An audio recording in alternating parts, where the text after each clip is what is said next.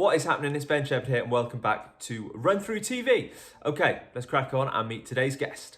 So I'm Katy Parrott. I'm lucky enough to be a mountain athlete, general kind of outdoor lover, love climbing mountains, army reservist, painter, all sorts really. All right, before we get into the specific event we're going to talk about today, let's just say quickly where Katy's love for endurance came from. It kind of came off the back of going on the BBC series Special Forces Ultimate Hell Week.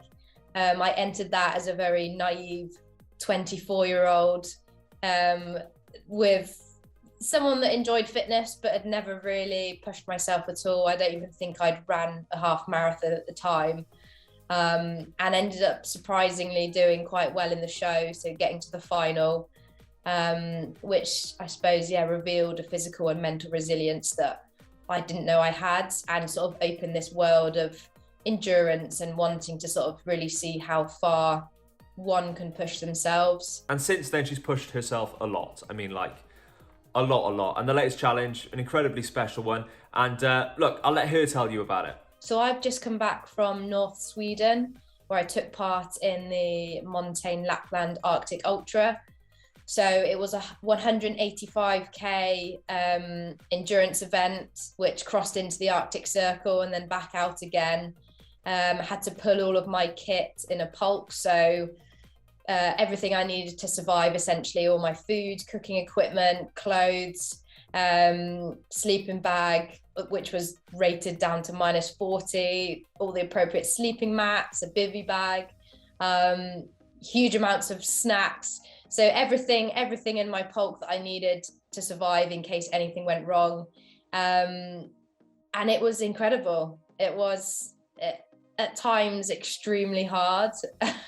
But you know, those sort of type 2 fun events where at the time it's terrible, but afterwards you reflect and you look back and it was incredible. But usually that takes a good few days or maybe a few weeks to kind of get to that point of only remembering the good stuff. I was at that point probably a few hours after I finished. I was kind of like, oh, that's done, and I'm kind of sad. So there's a lot of variables there, isn't there? 185 kilometers to start with, massive distance. You've got Arctic conditions, you're pulling your own kit. Oh, and we haven't mentioned yet, but Katy just came off major surgery as well. I unfortunately got injured at the end of 2020, so I had to have my left knee reconstructed, which was then a year of rehab. And I wanted to do sort of a comeback event that was going to be one to remember. And the Lapland Arctic Ultra kind of seems suitably cheeky as a comeback event. It was a bit of a risk, to be honest, because I had not tested my knee to that extent. I'd been signed off by all the doctors and physios. They were happy with it. And I was confident on the knee, but I think my furthest training run was 30k. And I'd been dragging a tyre around my local park, who was called Tyrone. But I only had the green light that I was doing the event probably 6 to 8 weeks beforehand. I think we'll all agree, real celeb here, Tyrone the tyre. Back out with Tyrone again.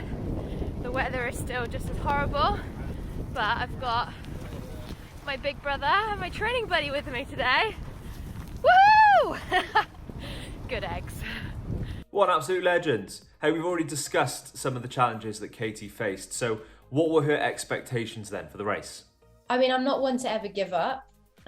So in my head, I was getting to the finish.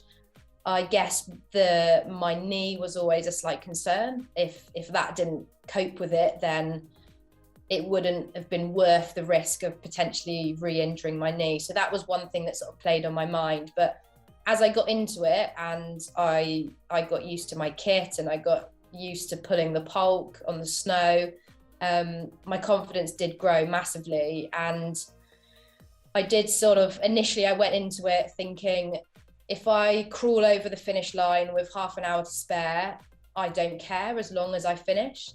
But then as I started, I kind of set myself a target location or a target distance for each day. So on day one, or night one, at sort of 2:30 or 3 in the morning, I managed to get to a shelter at 66k, which was happy with. And then night 2, that was when I hit that moment of, I've got this in the bag. I wanted to get to the polar cabin checkpoint, which was at 115k. So to do that in 2 days meant that I was well over sort of the quarter each day that I would need to achieve. So I was well ahead of schedule. But to get there, it was snowing and it was dark and the trail was awful. It was just a gentle uphill climb for about 10k. Yeah, conditions have taken a turn for the worse this afternoon. Very snowy and grey. And you couldn't see anything, and it was just long and straight, and the mind games were horrible. But as soon as I reached that checkpoint, I could see lights ahead, and I was like, there's lights. It was like the biggest bit of morale ever. I think you'll join me in just applauding Katy's physical and mental resilience. So from where we are, let's now hear about what we all want to hear about, the finish. It was a bit emotional, actually. It was so day 3, I had sort of 2 plans of action. I was either going to push out the final 70k in one go and arrive at 4 o'clock in the morning, or I was going to stop sort of 15k beforehand and then do the final 15k the following morning. And I went for the second option because, as stubborn as I can be at times, as I said, my aim was to finish. And that night of day 3, I was not in a good place. I was shaking, I was staggering all over the place. I was like a walking zombie, essentially. And actually, the safest option was for me to stop, refuel, get a few hours kip, and then actually enjoy the final part rather than crossing over the finish line and collapsing. So the final day, it was 15k, started downhill, which was lovely.